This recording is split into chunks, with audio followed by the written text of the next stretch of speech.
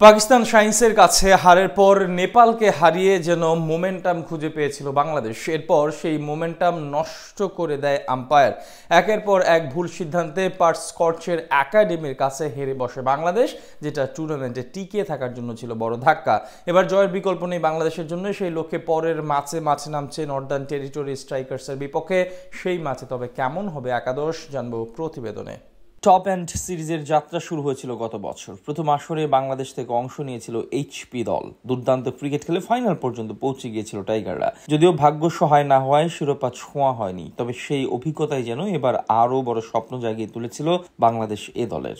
শিরোপার লক্ষ্য নিয়েই তারা গিয়েছিল অস্ট্রেলিয়ায়, কিন্তু এবারের আসরে শুরুটা মোটেও আশানুরূপ হয়নি বাংলাদেশের জন্য।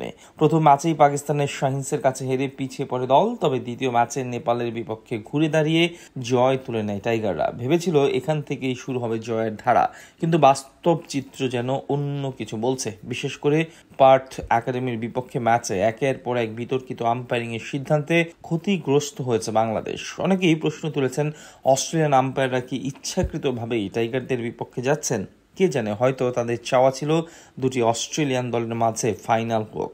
গতবার তো সেটা হতে দেয়নি বাংলাদেশ, তাই এবার আগে ভাগেই বাড়ি ফেরার টিকিট ধরিয়ে দিতে চায় টাইগারদের। এদিকে এখন পর্যন্ত 3 ম্যাচ খেলে বাংলাদেশ এ দলের ঝুলিতে আছে মাত্র 1 জয় আর 2 পয়েন্ট। পয়েন্ট তালিকার হিসাব অনুযায়ী বেশ কঠিন অবস্থানে রয়েছে দল, তাই ফাইনালের দৌড়ে টিকে থাকতে হলে এখন থেকে বাকি ম্যাচগুলো জয়ের বিকল্প নেই। আগামীকাল বিকাল 3:30 বাংলাদেশ এ দল মুখোমুখি হবে নর্দার্ন টেরিটরি স্ট্রাইকার্সের। ম্যাচটা বাংলাদেশের জন্য হতে যাচ্ছে এক প্রকার বাঁচা মরার লড়াই। জয় ছাড়া অন্য কিছু হলে শিরোপার স্বপ্ন প্রায় শেষ হয়ে যাবে টাইগারদের। তাই নিজেদের সেরা একাদশ নিয়েই নামতে হবে মাঠে। তবে কেমন হবে নুরুল হাসান সোহানদের সেরা একাদশ? ওপেনিং নিয়ে হবে না কোনো নড়চড়, হবেই কি করে? দলের অন্যতম অভিজ্ঞ খেলোয়াড় নাইম শেখকে কি আর বদলাবে ম্যানেজমেন্ট? তাকে এনেছেই তো প্রতি ম্যাচে খেলানোর জন্য। খারাপ করলেও তাই দলে জায়গা নিশ্চিত তার। এদিকে তাকে সঙ্গ দেবেন জিসান আলম, যিনি সম্ভাবনা জাগিয়েছে জাতীয় দলে আসার। কে জানে যদি ডাক পেয়েই যান এশিয়া কাপে।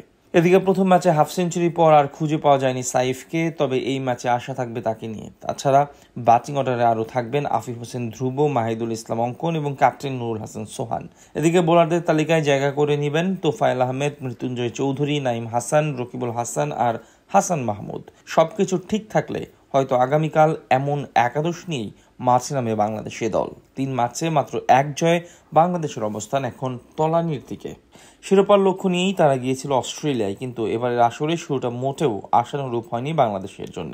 প্রথম ম্যাচেই পাকিস্তানের শাহিন্সের কাছে হেরে পিছিয়ে পড়ে দল, তবে দ্বিতীয় ম্যাচে নেপালের বিপক্ষে ঘুরে দাঁড়িয়ে জয় তুলে নেয় টাইগাররা। ভেবেছিল এখান থেকেই শুরু হবে জয়ের ধারা,